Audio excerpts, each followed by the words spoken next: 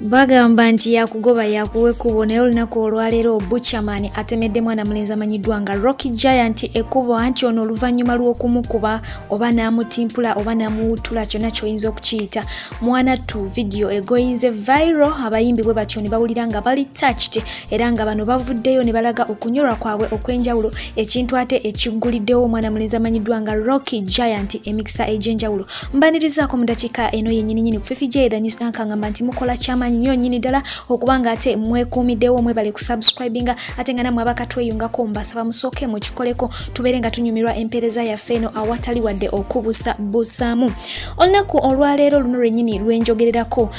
mwana mulenzi amanyidwa nga Bucha afulumidde mu kavidiyo akamu nga alina eggangi ye mwana tu nga bayisa bubi mwana mulenzi amanyidwa nga Rocky Giant bamukubye naye ng'ate bye babadde bamulanga kubba kakomo simanyi yabba kakomo n'akawachaliwe ne bamulanga okuba nti ate yeeyita ghetto president ate nga Bucha ye ghetto president kwegamba bamukubidde ku biddaawo obusongasonga mwana tu nga obutunulamu temuli gumba wadde n'akamu n'akatono bagasseeko okumulanga nti nno ageya Bucha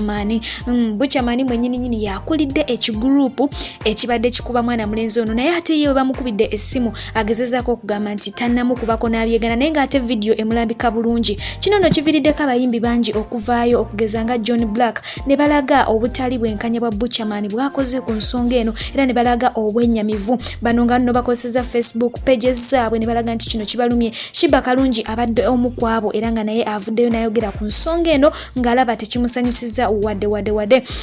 omukulu amanyidwa nga Bobi Wine naye bw'atyo avuddeyo n'ayogera ku nsonga eno era n'amugamba nti ekyo mmanyi oyinza okuba okikoze olw'okuba nti olina obuyinza obwa presidential advisor naye alaze obutali bwenkanya Aziza Ziona akabye n'okukaaba n'agamba nti awulira amaziga gamuyitamu olw'ekyo Bucha kyatuusizza ku muyimbi munnaabwe mu butuufu disrespectinze kugambye bangi nnyo nga w'okiwulira ne president w'abayimbi amanyidwa nga Wakibenda naye agambye nedda kino kisusse bw'atyo n'ajja n'amwogerako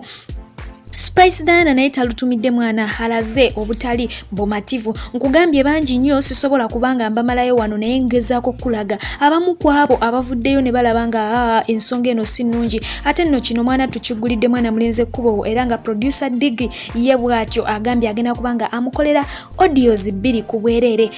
afulumye audios 2 ayimbe Rocky Giant bw'atyo n'agwa mu bintu ate nga si ye yekka Frank Ja oyo tumumanyi bulungi producer wa videos wa tabu nnyo era nga naye amusuubiza okumukolera videos 3 awatali wadde okumuwa 10 nkugambye nti akugoba yakuweku ate ye tata Saamu tumumanyi bulungi mu Nakatemba bw'ati avuddeyo n'amutegeeza nti naye wakumuwandikira videos ate azeetabemu nga vixen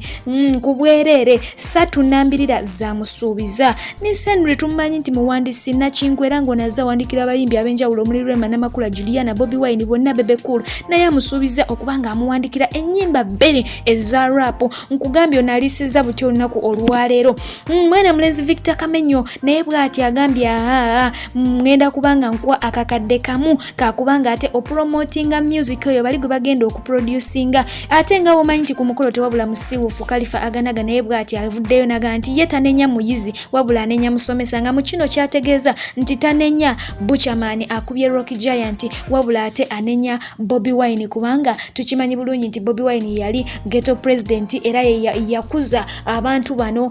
style gye bagiramu baje balimu Bobi Wine yagirimu bwe batyo ne bagiyingiramu nga bagyegomba kati ye agambye nti tanenya muyizi wabula anenya musomesa mu ekyo kikyategeeza kyokka omusomesa gwayogerako ya reforminga debye si byaliko wabula ate kati ono ye ayina nnuguze nga ffena we tukimanyi ayina birala byanoonya mu kifo ky'okuvaayo nga banna abalala bw'ati abeeko kyagamba nti nze muwadde kino tumanyi bulungi ayina studio producing music naye ate tasobodde kubanga ate akikola ekyo wabula ate azze mu palapase anyway ebyo byebiri eyo omwana mulenzi bw'atyo agenda kubanga ate afuna ennyimba ez'obwereere okuwandiikibwa video okuproducinga ne promotion byonna bigenda kubanga ate bimutuusibwako oyo ye Digi producer ye agambye agenda kubanga ate amuproducingira ennyimba ku bwereere bonna bwe batyo basazeewo babeere nga ate bamukwatirako katumusabire byonna bitambule bulungi wabula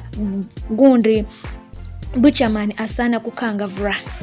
gwali eyo kino kikuwa kyakuyiga ki nze nkiyigamu nti